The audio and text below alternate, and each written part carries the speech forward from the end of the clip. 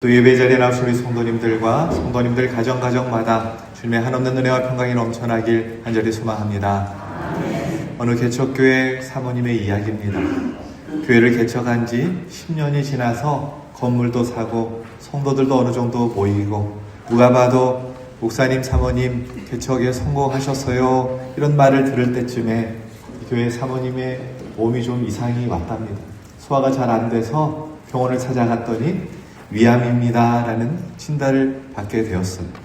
청천벽력 같은 소식을 듣고 집으로 돌아온 사모님은 지난 10여 년 동안 개척교회를 한다고 고생했던 일들이 주마등처럼 떠올랐습니다. 그리고 결혼한 후 줄곧 자신을 고생만 시킨 남편이 그렇게 밉고 원망스러웠답니다. 때로는 굶고 아이들 학비 때문에 마음 졸이고 좁은 단칸방에서 겨울에는 추위에 여름에는 더위에 그렇게 지쳐 허덕이며 살아왔던 이 자신의 지난 날들에 대한 회한이 밀려왔습니다.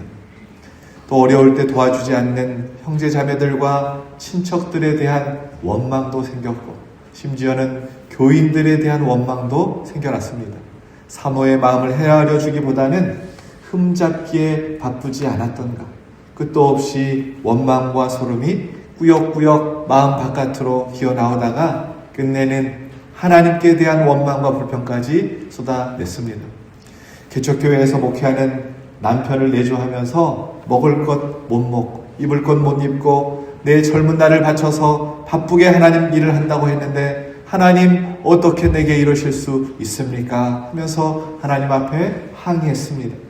시간이 흐르고 사모님이 수술을 받게 되었고 그렇게 병실에 입원해 있는데 목사님과 사모님을 주례했던 이 노 목사님이 이 병문차 이 병실에 찾아와 오셨어요.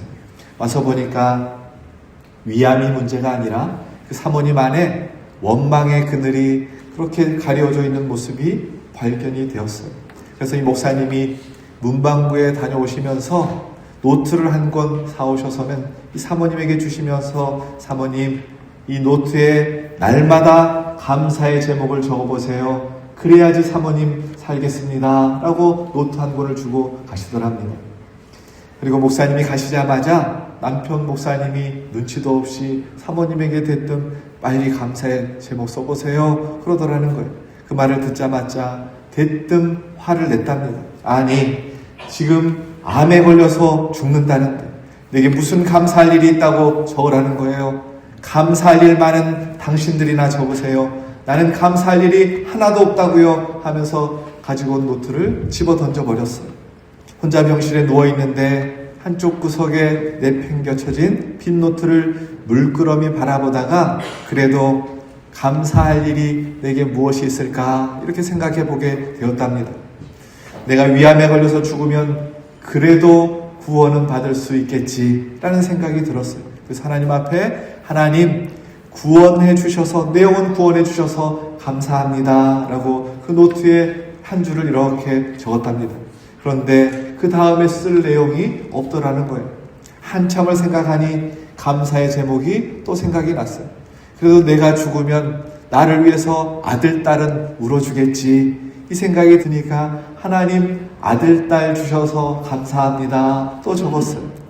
아들, 딸이 병든 것보다 내가 병든 것이 또 나은 것 같았어요. 그래서 하나님 앞에 하나님 자식들 건강 주셔서 감사합니다 또 적었어요.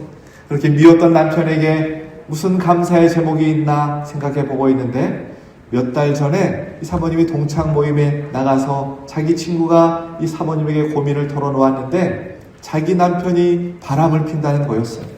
그래도 저 왼수가 바람을 안 피네. 그래서 이렇게 적었대요. 하나님 내 남편 바람 안 피우게 해주셔서 감사합니다. 이렇게 적었답니다. 그렇게 하루가 지나고 일주일이 지나고 한 달이 지났는데 노트 한 권을 감사의 제목으로 다 채웠답니다. 몇 달 후에 이 사모님이 진료차 병원을 찾았는데 의사 선생님이 깜짝 놀라면서 하시는 말씀이 그동안 무슨 좋은 약, 좋은 음식 드셨습니까? 아니 왜 그러세요? 아니 암이 깨끗이 사라졌습니다. 이렇게 얘기를 해 주시더라고요. 그래서 이 사모님이 위암을 통해서 감사를 잃어버리고 살았던 자신의 모습을 발견하고는 다시금 하나님 은혜 앞에 감사 찬양하게 되었고, 그랬더니 하나님께서 내 생명을 덤으로 주셨나라고 그렇게 간증을 하시는 것입니다. 사랑하는 여러분, 지금 힘들고 어려운 형편 가운데 계십니까? 그럼에도 불구하고 내게 베풀어 주신 하나님의 은혜를 기억하며 감사하실 수 있기를 소망합니다. 하나님은 그 감사의 씨앗을 통해 풍성한 감사의 열매를 우리로 하여금 맺게 해주실 줄로 믿습니다. 그런데 문제는 내가 하는 일이 잘되고 형통하면 그렇게 감사를 잘하는데, 그런데 조금만 일이 어긋나고 제대로 풀리지 않으면 하나님께서 어제 내게 베풀어 주신 은혜를 다 잊어버리고는 금방 실망해서 하나님을 원망하는 게 우리의 모습입니다. 오늘 본문에 등장하는 이스라엘 백성들이 그 모습을 너무나 잘 우리에게 보여주고 있습니다. 이스라엘 백성들은 출애굽 이후에 하나님의 명령대로 낮에는 구름기둥, 밤에는 불기둥을 따라서 이동을 하고 있었습니다. 다시 말하면 그들은 가라면 가고 서라면 서는 그런 순종을 하고 있었다는 것이죠. 그런데 놀랍게도 하나님의 인도하심을 받고 그렇게 갔는데 그들이 도착한 곳이 물이 없는 곳이었습니다. 1절 말씀 함께 봉독합시다. 이스라엘 자손의 온 회중이 여호와의 명령대로 신광야에서 떠나 그 도정대로 행하여 르비딤의 장막을 쳤으나 백성이 마실 물이 없는지라. 얼마 전에 신광야에서 이스라엘 백성들은 만나를 하나님께서 내려주셔서 먹는 문제를 해결했지만 또다시 마실 물이 없는 생존의 위기 앞에 그들이 서게 되었다라는 것입니다. 그런데 그들이 물 때문에 고생했던 일은 이번이 처음이 아니었습니다. 출애굽기 15장에 마라라는 곳에서 쓴물을 마시고 고생했던 적이 있는데, 그때 하나님께서 이 쓴물이 변하여 단물이 되게 하셔서 마실 물의 문제를 해결해 주셨습니다. 그리고 오늘 다시 마실 물이 떨어지자 그들이 어떻게 반응하고 있는가 3절 말씀 함께 공독하겠습니다. 거기서 백성이 목이 말라 물을 찾으매 그들이 모세에게 대하여 원망하여 이르되 당신이 어찌하여 우리를 애굽에서 인도해 이어서 우리와 우리 자녀와 우리 가축이 목말라 죽게 하는가. 모세에게 대들고 모세를 원망했다라고 말하고 있습니다. 모세를 원망했다는 것은 곧 하나님을 원망했다라는 말입니다. 또 4절을 읽어보면 이 원망의 강도가 점점 심해지는 것을 볼 수 있습니다. 4절 말씀 함께 공독합시다. 모세가 여호와께 부르짖어 이르되 내가 이 백성에게 어떻게 하리이까? 그들이 조금 있으면 내게 돌을 던지겠나이다. 돌을 들어서 모세를 죽이려고 했다라는 것이죠. 모세의 신변의 위협까지 느낄 정도였습니다. 백성들은 이제 이성을 잃어버린 성난 폭동으로 변해 있었다라는 것입니다. 거기다가 7절 말씀에 보면 자기들끼리도 물로 인해서 다투었고, 심지어 어떤 사람은 말하기를 하나님께서 계신 거야 안 계신 거야, 그런 불신앙적인 말까지 내뱉었다라는 것입니다.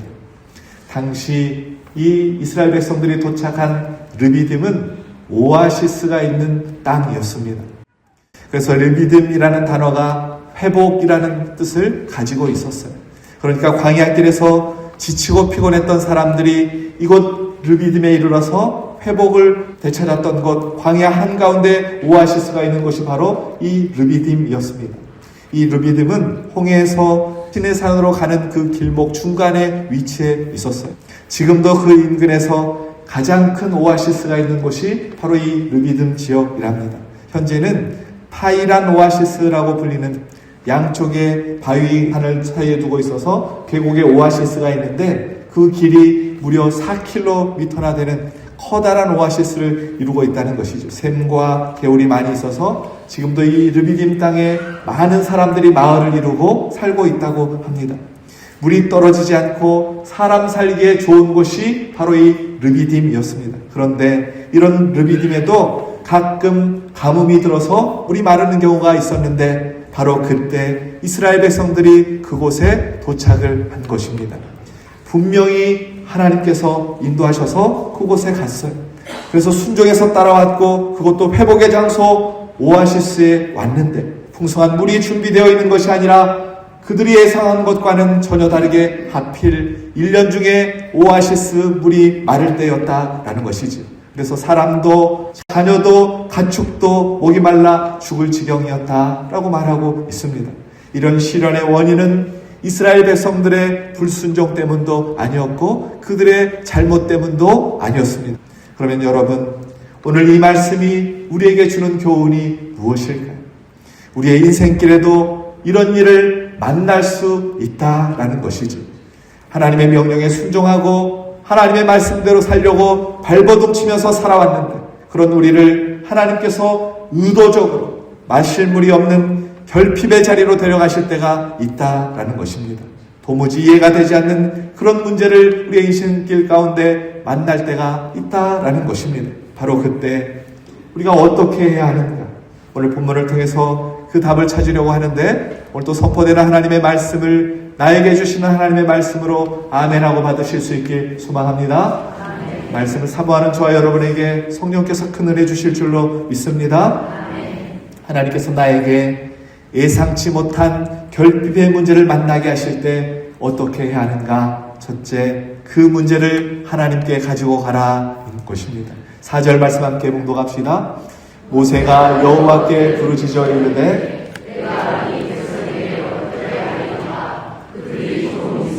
내게 볼을 던져주시나이다. 아멘. 부르짖어 이르되, 여기서 이르되라는 말은 여쭈어보다 라는 것입니다. 모세는 이 문제를 가지고 하나님 앞에 여쭈어보며 기도했다라는 것입니다. 우리가 정말 말씀대로 순종했는데도 도무지 이해할 수 없는 일을 만날 때 그 문제 앞에 우리는 어떻게 반응해야 하는가? 다른 곳에서 답을 찾으려고 하지 말고 그 문제를 내신 분께 나아가야 된다라는 것을 오늘 성경이 우리에게 가르쳐 줍니다. 여러분, 모세를 보세요. 백성들과 이 문제를 가지고 말씨름하지 않았습니다. 우리가 마음 상하고 혼란스럽다고 비난하는 사람들에게 감정적으로 대응하면 후회할 일만 만들게 됩니다. 모세는 어려움이 왔을 때 간절히 하나님께 부르짖습니다. 여러분, 우리가 부르짖는 그 순간에 우리의 문제는 이제 더 이상 내 문제가 아니라 하나님의 문제가 되는 것입니다. 기도하는 그 순간부터 하나님이 개입하기 시작하시는 것입니다. 걱정하고 불평할 때는 하나님이 개입하시지 않으세요.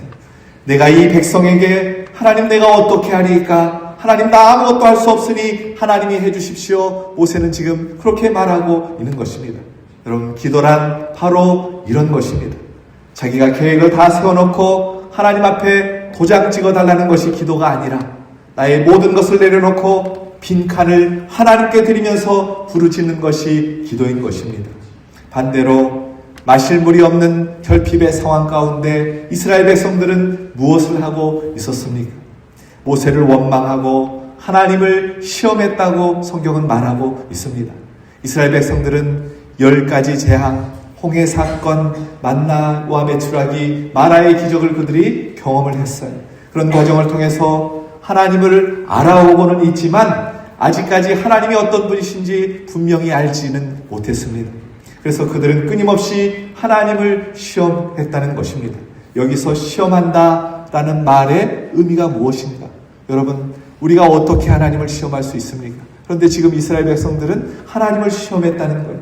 이스라엘 백성들은 430년 동안 애굽에서 종살이를 했습니다. 애굽은 여러 종교가 있는 사상의 문화가 있는 곳이었습니다. 인생의 문제를 하나의 신이 다 해결해 주는 것이 아니라 각 문제를 담당하는 신이 있다고 그들은 그렇게 믿고 있었다는 것이지. 우리나라에도 그런 문화가 있는데 우리 조상들이 아이를 원하면 산신 할머니한테 가서 빌고 복 받기를 원하면 성황당에 가서 복을 비는 것입니다. 이처럼 각 문제를 담당하는 신이 있다고 믿는 그런 다신 문화 속에서 살아왔던 이스라엘 백성들은 문제가 생길 때마다 그 문제를 해결해 줄 새로운 신들을 떠올렸다라는 것이지. 그러니까 물이 없는 목마름의 문제를 하나님이 과연 해결해 주실 수 있을까? 이렇게 하나님을 테스트했다라는 것입니다.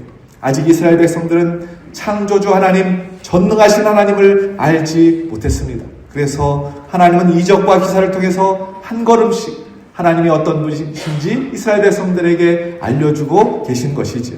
이스라엘 백성들은 이미 르비딤에 도착하기 전에 수르 광야를 지나왔고 3일 동안 물이 없어서 헤매다가 마라의 물을 발견한 적이 있었어요.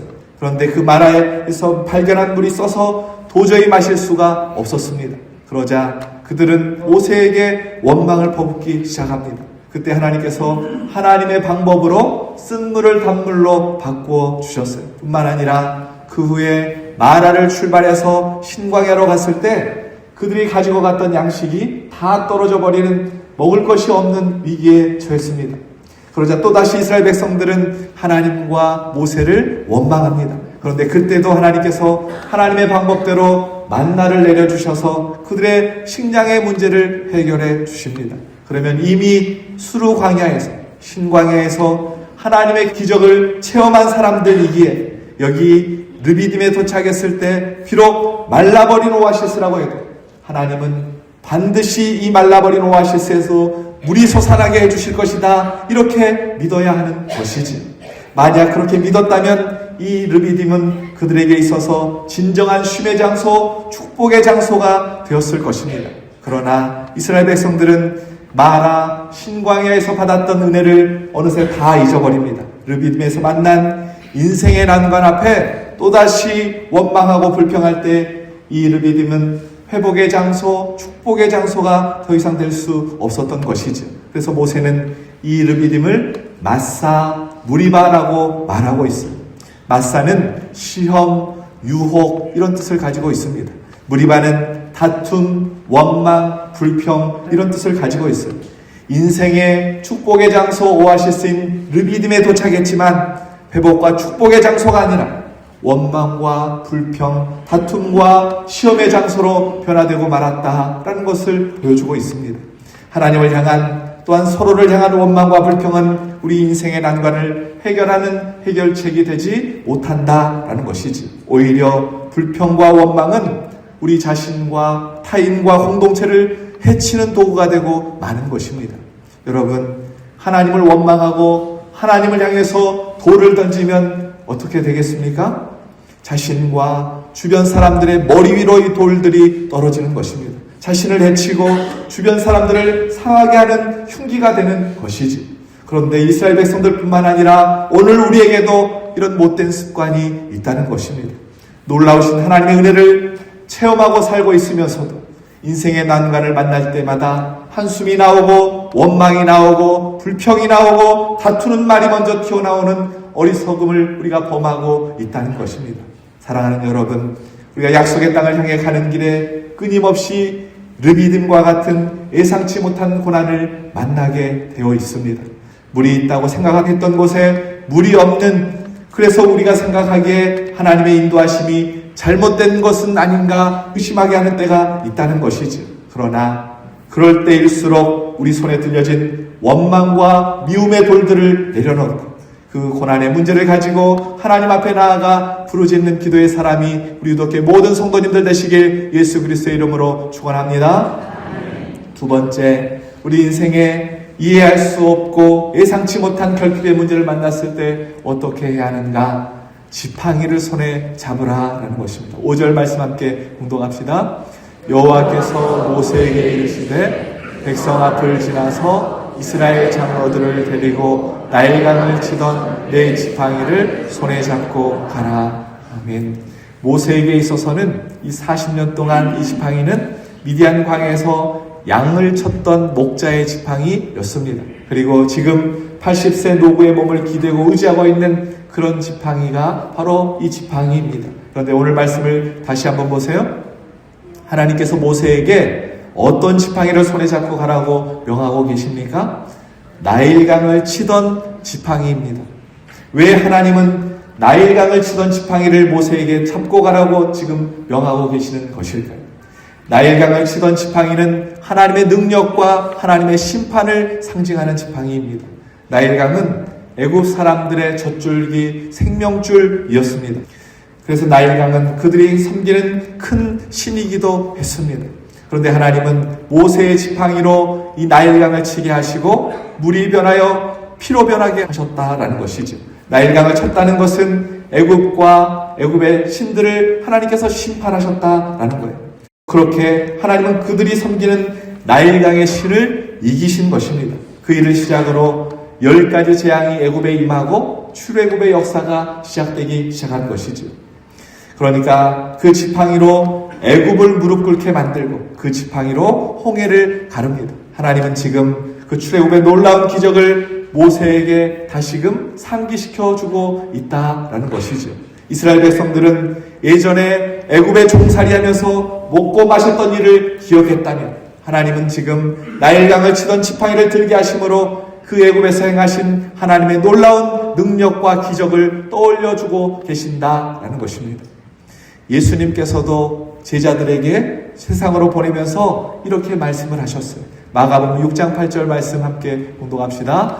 명하시되 여행을 위하여 지팡이 외에는 양식이나 배낭이나 전대의 돈이나 아무것도 가지지 말며, 예수님은 전도 여행을 위하여 떠나는 이 제자들에게 양식이나 배낭, 돈 가지고 가지 말고 지팡이만 가지고 가라, 지팡이 외에 아무것도 가지고 가지 말라라고 명하고 있습니다. 그런데 여러분, 우리가 여행을 가려면 양식과 배낭과 지갑, 돈이 필요하지 여행 가는데 지팡이가 무슨 필요가 있습니까? 주님의 말씀은 양식, 배낭, 돈이 필요 없다라는 말씀이 아니라 전도 여행을 하면서 이런 것들을 더 의지해서는 안 된다, 이 말씀을 하고 계시는 것입니다. 훗날 예수님께서 다시 제자들에게 말씀을 주세요. 누가복음 22장 35절 말씀 함께 공독합시다. 그들에게 이르시되 내가 너희를 전대와 배낭과 신발도 없이 보내었을 때에 부족한 것이 있더냐? 이르되 없었나이다. 여러분, 왜 부족한 것이 없었을까요? 지팡이 하나 들고 그들이 전도여행을 떠났는데 왜 부족한 것이 없었겠습니까? 그들의 손에 바로 이 지팡이가 들려 있었기 때문입니다. 그 지팡이는 오직 하나님의 역사가 나타나는 능력의 지팡이였다라는 것이지요. 야곱은 형을 피해서 삼촌 라반의 집으로 도망을 갔다가 20년 후에 고향 땅으로 돌아오게 됩니다. 형에서가 그 소식을 듣고 400명의 사람들을 이끌고 자기를 죽이려 한다는 이 소식이 전해 들려왔어요. 그때 야곱이 하나님 앞에 나아가서 하나님 앞에 기도합니다. 창세기 32장 10절 말씀 함께 공독합시다. 나는 주께서 주의 종에게 베푸신 모든 은총과 모든 진실하심을 조금도 감당할 수 없사오나 내가 내 지팡이만 가지고 이 요단을 건넜더니 지금은 2때나 이루었나이다. 아멘. 야곱이 처음에 형의 설을 피해 달아날 때 야곱의 손에는 오직 지팡이 하나밖에 없었지만 지금 돌아올 때는 가축의 2때를 거느리고 돌아오고 있다라고 말하고 있어요. 여기서 때는 많은 수를 의미하는 것입니다. 그러니까 가축이 셀 수 없을 만큼 많은 복을 지금 누리고 지금 고향 땅으로 돌아오고 있는 것입니다. 형의 설을 피해서 삼촌 집으로 갔을 때는 지팡이 하나 같지만 올 때는 그 수를 헤아릴 수 없을 만큼 많은 가축대를 가지고 오게 되었다면 야곱이 가진 지팡이가 요술 지팡이이겠습니까? 그가 의지한 지팡이가 하나님의 지팡이였기 때문이다 라는 것이죠. 그런데 지금 형에서가 400명을 이끌고 달려오는 이 인생의 난관 앞에 그는 불평하거나 원망하지 않고 하나님, 제 손에는 오직 이 지팡이 하나밖에 없습니다. 오직 하나님만 의지한다고 그가 고백하고 있다는 것이죠. 그럴 때 어떤 결과가 나타나는가? 믿음의 지팡이만 굳게 붙잡고 있는 야곱을 위해 하나님은 야곱을 죽이러 달려오는 에서의 마음을 돌이켜주시고 오히려 그를 보호하는 보호자로 그의 앞길을 인도해가게 하셨다라는 것이죠. 사랑하는 여러분, 어떠한 상황 가운데서도 하나님의 능력을 의지하고 신뢰하는 믿음의 지팡이를 붙잡는 저와 여러분 되시길 소망합니다. 바로 그때 도무지 이해할 수 없는 문제가 해결되는 역사를 하나님께서 그 능력으로 우리에게 경험케 하여 주실 줄로 믿습니다. 마지막으로 내 인생에 이해할 수 없는 결핍의 문제를 만났을 때 우리가 어떻게 해야 되는가? 반석을 치라라고 성경은 말하고 있어요. 6절 말씀 함께 공독합시다. 내가 호렙산에 있는 그 반석이 거기서 내 앞에 서리니 너는 그 반석을 치라. 그것에서 물이 나오리니 백성이 마시리라. 모세가 이스라엘 장로들의 목전에서 그대로 행하니라. 아멘. 하나님은 모세에게 능력의 지팡이로 호렙산의 반석을 치라라고 명하십니다. 여러분, 사람은 인생의 어려움과 고난을 만나게 되면 자기가 믿는 반석을 두드리기 시작합니다. 돈을 믿는 사람은 어디 돈 나올 것이 없나 해서 돈 나오는 반석을 두드리는 것이지요. 힘과 권력을 믿는 사람은 힘과 권력이 있는 사람을 찾아서 두드리게 되어 있습니다. 자기 지혜를 믿는 사람은 어떻게 해서든지 자기 지혜와 재주로 그 문제를 해결하기 위해서 재능의 반석을 두드리게 되는 것입니다. 그러나 그런 반석은 우리가 아무리 두드린다고 해도 우리의 인생의 문제를 해결할 수 있는 물이 나오는 것이 아닙니다. 돈을 믿는 사람은 돈 때문에 망하게 되는 것이, 사람을 의지하는 사람은 결국 사람 때문에 무너지게 되는 것입니다. 자기의 꾀를 믿는 사람은 자기의 꾀에 넘어가고 마는 것입니다. 오직 하나님께서 명하신 반석을 칠 때 그곳에서 생수의 강이 흘러나오는 줄로 믿습니다. 시편 기자가 그 모습을 설명해 주고 있습니다. 시편 105편 41절 말씀 함께 봉독합시다. 반석을 여신즉 물이 흘러나와 마른 땅에 강같이 흘렀으니 아멘. 반석을 쳤더니 물이 넘쳐 흘러나와서 마른 땅을 강같이 덮어버렸다라는 것입니다. 하나님은 200만 명의 이스라엘 백성들과 그들이 이끄는 가축들의 목을 충분히 죽이게 할 수 있도록 풍성한 은혜를 베풀어 주셨다라는 것이죠. 그런데 여러분, 이 물 문제를 가장 쉽게 해결할 수 있는 방법이 무엇일까요? 여러분 한번 생각해 보세요. 하나님께서 마실 물이 없는 이 하나님의 백성들에게 물 문제를 해결해 주실 수 있는 가장 쉬운 방법, 가장 확실한 방법이 무엇이겠습니까? 그 순간에 하늘로부터 비를 내려주시면 되는 것이지. 그런데 왜 하나님은 굳이 르비딤 호렙산에 올라가서 반석을 치라라고 명하고 계시는 것일까요? 사도 바울은 이 반석을 예수 그리스도라고 우리에게 말씀해주고 있습니다. 고린도전서 10장 4절 말씀 함께 봉독합시다. 다 같은 신령한 음료를 마셨으니 이는 그들을 따르는 신령한 반석으로부터 마셨으니 그 반석은 곧 그리스도시니라. 아멘.